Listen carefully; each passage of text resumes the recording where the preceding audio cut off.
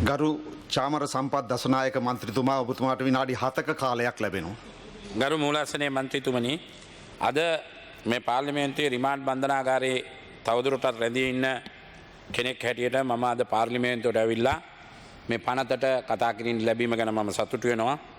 හරියට කියනවා නම් මේක අනුන්ගේ කලිසම අගේට ඇඳගෙන මගේ වගේ යනවා වගේ පනතක් මේ.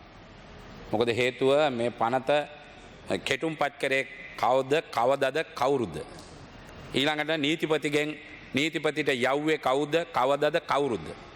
ඊළඟට කැබිනට් අනුමැතිය ගත්තේ කවදද කවුරුද? ඒ වගේ මේ පනත සම්බන්ධව සියල්ල මේ පනත ඕගොල්ලෝ හදිසි උනේ ඇයි? පනත දාන්න උවමනාව ඇයි? පනත දාන්න උවමනාව IMF එකේ තියෙන IMF එක උනන්දු කරේ නැත්තම් මේ පනත එන්නේ නැහැ. මේ පනත ගිය ආණ්ඩුවක් දාන්න ගියෙත් IMF එකේ උවමනාවට තමයි. අපිත් ඒ පනතට ඡන්දේ ගියා එකේදී දැන් හොඳ මේක තමයි අල්ලස් දූෂණ පනත. මම අර පැත්තේ ඉඳන් ඡන්දේ දීපු මිනිහා තමයි මට තමයි පළවෙනියට ඡන්දේ දීපු අල්ලස් දූෂණ පනතේ පළවෙනියට නඩු 3ක් කඩලා දාලා තියෙන්නේ මට. ලස්සනට දාලා තියෙනවා 2016 පැමිණිල්ල 2019 කට උත්තරේ 2019 මං ගිහිලා කට උත්තරේ දෙනකොට කිව්වා සර් මේකේ නඩුවක් නැහැ නේ සර්. සර් යන්න කිව්වා කට උත්තරේ දුන්නා. මම කට උත්තරේ දීලා ගියා 2025 මට එන්න කිව්වා 27 වෙනිදා ගියා පොලිස්පති රටේ හැංගුණා ඇමැති ඇමතිවරු හංගෙලා ඉන්නවා 27 ගියා මම කට උත්තර දෙනකොට 11ට යනවා මැසේජ් එක මොකද්ද? චාමර සම්පත් අත්අඩංගුවට ගත්තා කියලා. මම දන්නේ ඇතුලේ කට උත්තර දෙනකොට මැසේජ් එක එළියට යනවා කතානායක මූලාසනයේ මන්ත්‍රීතුමනි මහාචාර්යතුමනි චාමර සම්පත් අත්අඩංගුවට ගත්තා කියලා. මේක මාර කතානේ කතන්දරනේ. ඒකල නඩුව ගෙනල්ලා නඩු 3ක් එක නඩුව 3ට කඩලා දැම්ම කමක් නැහැ.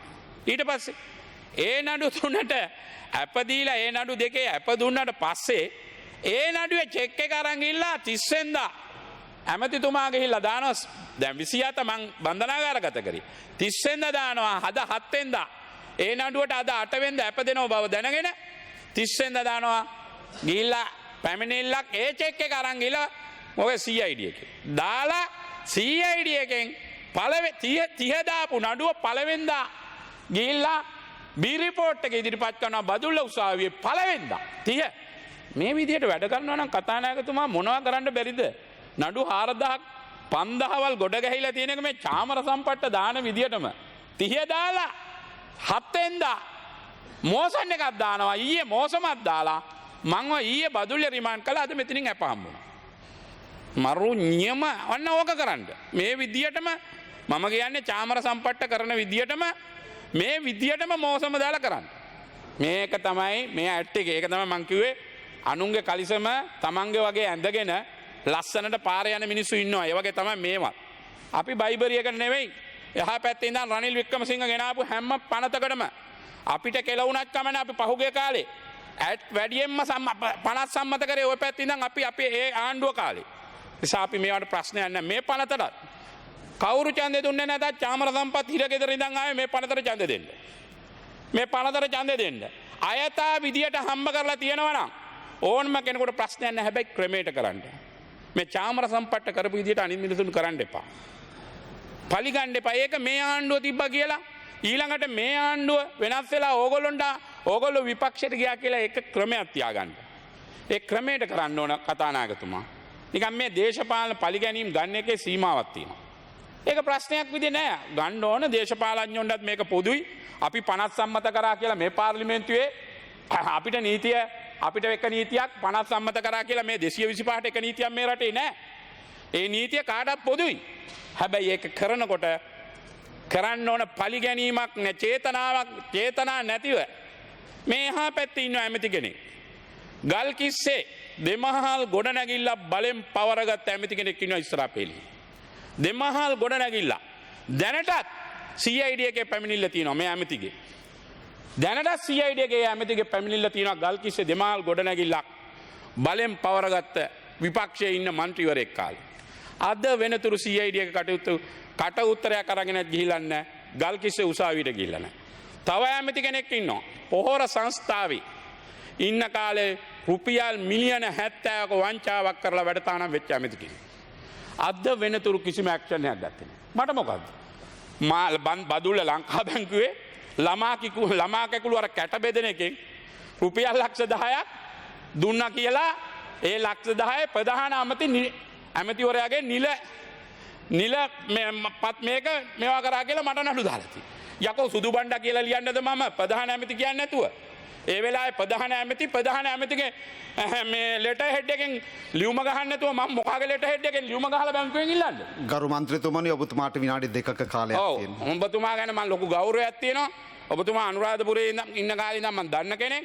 හැබැයි මේ වගේ පරිගැනීම් කරනකොට මොන පනත මොන දේ ආවත් හරියට කරන්න. මම මේ අවසාන වශයෙන් අධිකරණ ඇමතුමා මම ඔබතුමාට කියනවා මම හිරගෙදර ඉන්නේ හින්දා මං හිරගෙදර ඉන්නේ හිරගෙදර ගැන වචනයක් කතා කරන්න ඕන. 2600ක් ඉන්නවා CRP එකේ. කොළඹ රිමාන්ඩ් බන්ධනාගාරේ. තියන්න පුළුවන් 400යි. අහුරනවා රැට. 400ක් ඉන්නවා සමහර ඒ වගේ. මේවා ගැන බලන්න. මේක මොකද්ද? එකට හේතුව 190ක් ඉන්නේ කුඩු. කුඩු වලට හේතුව මොකද්ද? පොලිසිය 5.2ක් ඒ කාලේ දැම්ම දැන් දානවා 10.2. හැම පොලිසියේ තරාදිය 10.2. හැම තරාදියම පොලිසිය 10.2ට දාන්නේ. ඇයි ඒ 10.2ට දාන්නේ? 10.2 දැම්මම අප නැහැ. අද මෙතන හිටපු විජේදාස රාජපක්ෂම ගත නීතිය පනත හින්දා තමයි අද අප දෙන්න බෑ හයිකෝට් එකෙන්. අද යන්න ඕන එක මිනිස්සෙක් ඉන්නවා කුඩු වලට. මෛත්‍රීපාල ජනාධිපති වෙනකොටත් ඒ මිනිහා ඇතුලේ. ගෝඨාභය ජනාධිපති වෙනකොටත් ඒ මිනිහා ඇතුලේ. ඊළඟට රනිල් ජනාධිපති වෙනකොටත් ඇතුලේ. අනුර කුමාර මහත්තයා ජනාධිපති වෙනකොටත් ඇතුලේ. ඒ මිනිසා කියනවා මම කිසිම ජනාධිපතිවරණෙකුට ඡන්දය දෙන්නවත් බෑ. අවුරුදු 7ක්. CRP එකේ ඉන්නවා මට පෙන්නන්න පුළුවන් ඔබතුමා හෙට එන්න. මම හෙටත් ඉන්නවා CRP අනිද්දාත් ඉන්නවා. අනිද්දාෙන් පස්සේ තමයි මම බදුල්ලට ගෙනියන්නේ. ඉතින් මෙහෙම මේ විදියට මේවා අඩු කරන්න ඔබතුමාට කියන්නේ මම කුඩු නවත්තන්න බෑ. තරුණයෝ ඉන්නවා 2000ක් CRP එකේ විතරක්. ඔබතුමායි කාලය අවසానයි. විනාඩියක් දෙන්න. පෙරේදා මම බදුල්ල බන්ධනාගාරේ චේන් එක දානවා. මයිංගනේට විතරක් කුඩු 54 දෙනෙක් චේන් එකේ 70යි චේන් එක මයිංගනේ උසාවියට 54 දෙනෙක් මයිංගනේ කුඩු මයිංගනේ එච්චර 54 දෙනෙක් කුඩු කවුද කුඹුරු කොටන්නේ? කවුද ගොවිතැන් කරන්නේ? කවුද කුඹුරු කරන්නේ ඉස්සරහට? මේක ලොකු ප්‍රශ්නයක්. මේ පොඩි අය එක්කෝ කොහේ හරි ගිහිල්ලා කඳවුරු දාලා පුහුණු කරලා ඊශ්‍රායෙල් හරි යවන්න. ඒ මිනිස්සු මේ යවන රටකට යවන්න. යවලා මේකට වැඩපිළිවෙලක් හදන්න. ක්‍රීන් ශ්‍රී ලංකා ඒක. CRP එක ඇස්සේ ක්‍රීන් ශ්‍රී ලංකා නෑ. ඒ මිනිසුන්ට ඉන්න විදියක් නෑ. මාරුවට නිදියන්නේ. අන්න ඒක තමයි ක්‍රීන් ශ්‍රී ලංකා කරන්න ඕන. නිසා මේ පනත ගෙනාපු වෙලාවේ බන්ධනාගාරේ ඊළඟ එක පොලිස් ඇමති ෆුල් ට්‍රයි එක දෙනවා පොලිසියට පඩි වැඩි කරන්න. හැබැයි බන්ධනාගාරයට පඩි වැඩි කරන්න බන්ධනාගාරය ගැන ඔබතුමා ඊළඟ බන්ධනාගාරේ පඩි වැඩි කරන්නත් ඔබතුමා මහන්සි වෙන්න. පව්. අද නිලධාරි හිගයි. වැඩ කරන්නේ ඔක්කොම රැඳවියෝ. වැඩ කරන්නේ රැඳවියෝ. ඔෆිස් වල වැඩ කරන්නේ රැඳවියෝ. මේක වගකීමෙන් කියන්නේ මම එක අතකට සතුටු වෙනවා. මම ඇතුළට ගියක හොඳයි. මොකද ඇතුළේ තියෙන තත්ත්වය එළියට කියන්න කවුරුත් හිටියේ නැහැ. ඇතුළේ තියෙන තත්ත්වය එළියට දෙන්න ඕන. මේ හැම බන්ධනාගාරයම පිරීලා ඉන්නේ ඒ නිසා. මේ ගැන කටයුතු කරන්න කියන ඔබතුමාට මම ස්තුතිවන්ත වෙනවා. මට විනාඩි 6ක් කාලයක් දුන්නේ ගැන මංව මේ වගේ සලන්න බෑ. මේ වගේ වටන්න පුළුවන් චරිතයක් නෙවෙයි මේ චාමර සම්පත්. 89 මේ ඉන්න ලාල්ගේ පටන් ගත්තම මේ පේලියෙම හිටපු පවුලක ඒ කාලේ ඒ විදියට මුහුණ දීපු ඒ භීෂණයට මුහුණ දීපු මිනිහ ලාල් මාත්. ඒ නිසා මම මේවට බය නෑ ලාල්. මම මේවා ඉඳා මමත් ඒ වගේ තපපු මිනිහ ලාල්. අද පක්ෂ වෙනයි ලාල්. ඒ නිසා මම ඒකත් මේ වෙලාවේ මතක් කරමින් මන් නියඩ වෙනවා.